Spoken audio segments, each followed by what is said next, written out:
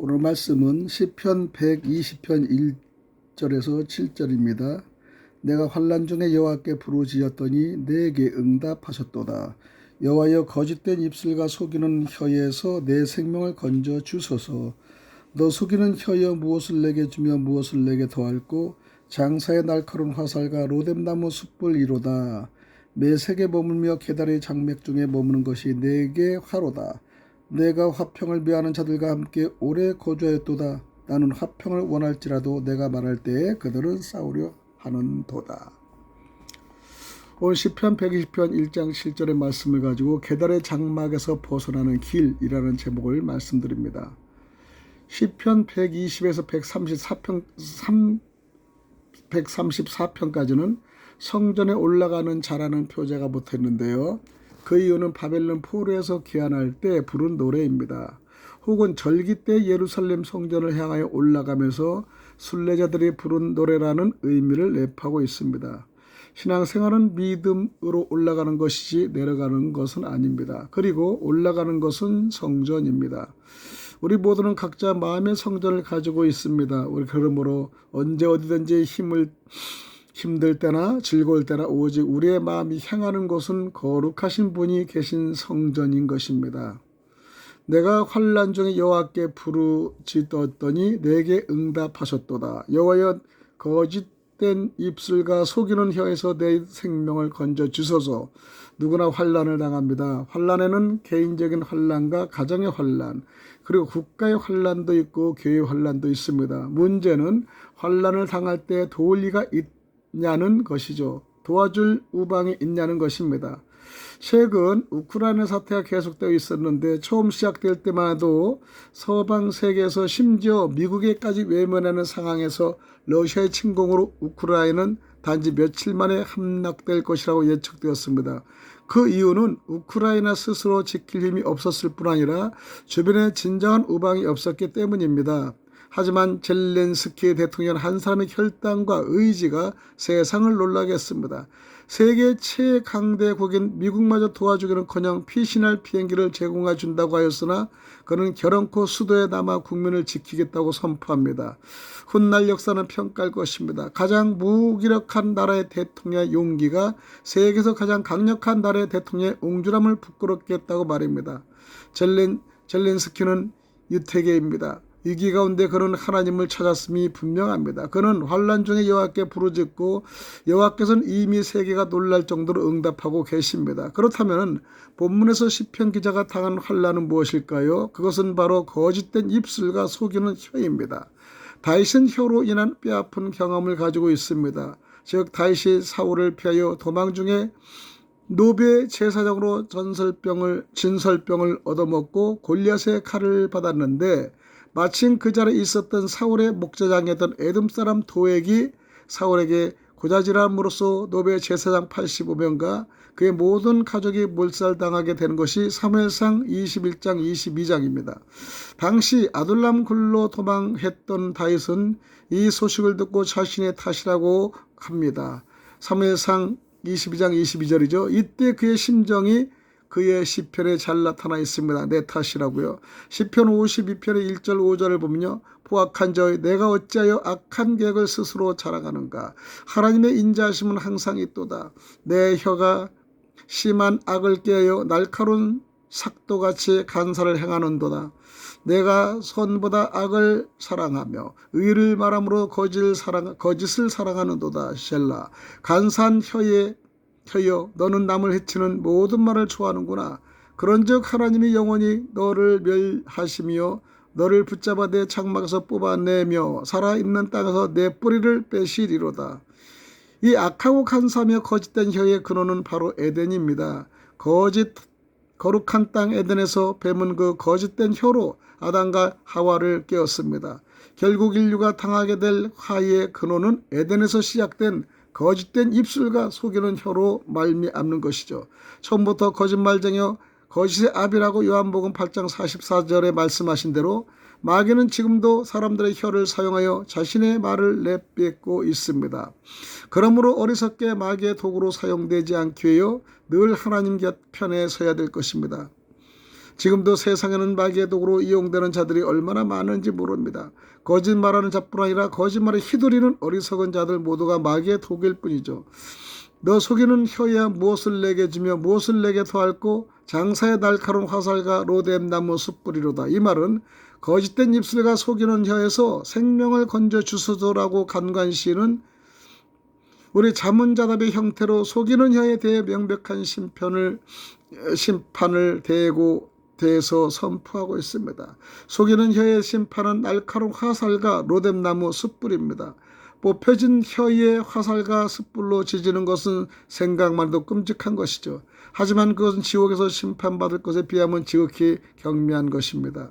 바벨론 탈무드에는 광야를 여행하면서 로뎀나무로 불을 지펴 고기를 구워 먹었는데 1년 뒤에 그 자리에 다시 가보니 아직도 불씨가 꺼지지 않았더라 하는 일화가 등장합니다.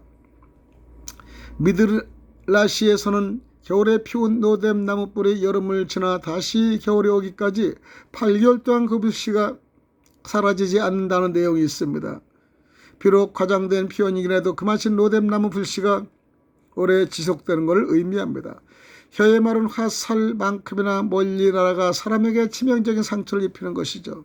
미들라시에서는 로마에서 말하면 시리아에서 사람이 죽는다라는 격언이 있듯이 이 악한 말을 통해서 받은 아픔은 마치 로뎀나무 숯불처럼 가슴에 깊은 상처로 남는다는 것입니다. 하지만 그 상처를 준 혀는 영원히 타는 불못에서 영원한 행복을 맞게 될 것입니다. 영원한 고통을 받게 될 것입니다. 5절에 보면 메색에 머물려 계달의 장막 중에 머무는 것이 내게 화로다. 내가 화평을 미하는 자들과 함께 오래 거주하였도다. 나는 화평을 원할지라도 내가 말할 때 그들은 싸우려 하는도다. 메색은 야벳의 아들인데 창세기 10장 2절이죠. 게달은 이스마엘의 아들로 창세기 25장 13절입니다. 모두가 호전적인 족속입니다. 메색은 에스겔 27장 13절 외에 게달은 이사야 21장 16절에 언급되고 있듯이 심판의 대상을 상징하고 있습니다. 그러므로 메색과 게달은 믿는 자들이 거하는 땅에서 부딪히게 되는 악하고 거짓된 자들을 얘기하는 겁니다. 1991년에 미국에서 개봉한 적과의 동침이라는 줄리아 로버츠 주연의 영화가 있습니다.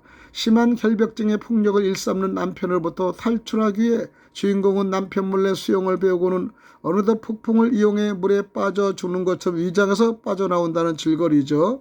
이처럼 영화 속의 이야기지만 현실 가운데 어쩔 수 없이 적과의 동침 상황에 있는 자들이 얼마나 많은지 모릅니다. 배우자의 폭력뿐 아니라 부모의 가혹행위요, 여전히 계속되는 어린이집 유아폭행, 학교폭력, 직장 내 성희롱, 갑질 등 횡포 등을 인간의 삶 전체가 적과의 동침처럼 보입니다. 시편에 내가 화평을 미하는 자들과 함께 오래 거주하였도다. 이 시편 기자는 역시 화평을 원하나 오히려 화평을 거부하고 싸우려 드는 자들로 인하여 고통을 받게 된다고 얘기하는 겁니다. 내가 구했던 계달의 장막은 어디입니까? 어떤 에게는 어린 시절이 계달의 장막일 수 있고요. 또 어떤 에게는 결혼 생활 자체가, 직장 생활이, 학창 시절이 계달의 장막일 수 있습니다. 아니 어쩌면 우리의 인생 전체가 계달의 장막 안에 있을 수가 있죠. 그렇다면 계달의 장막에서 벗어나는 길은 무엇입니까? 그것은 대적과 맞서 싸우는 것이 아니라 화목하는 길입니다. 이삭이 우물을 팔 때마다 다툼이 있었고 그때마다 싸우지 않고 양보했습니다. 마침내 우물을 팠으나 다투지 않아 그것을 르호붓이라고 명합니다. 하나님이 넓게 하시고 번성케 하셨다는 것이 르호붓입니다. 내게 불하는 척박한 땅에서 하나님의 은혜로 주의 자녀들에게 우물이 주어집니다. 그러나 이를 시기하고 뺏으려는 자들이 있습니다. 이들을 이기는 것은 그들과의 싸움이 아니라 믿음으로 인내하는 것이죠. 이삭이 브엘세바에서 우물을 파기 시작했을 때 이번에는 그날 왕이 찾아와서 평화조약을 요구합니다.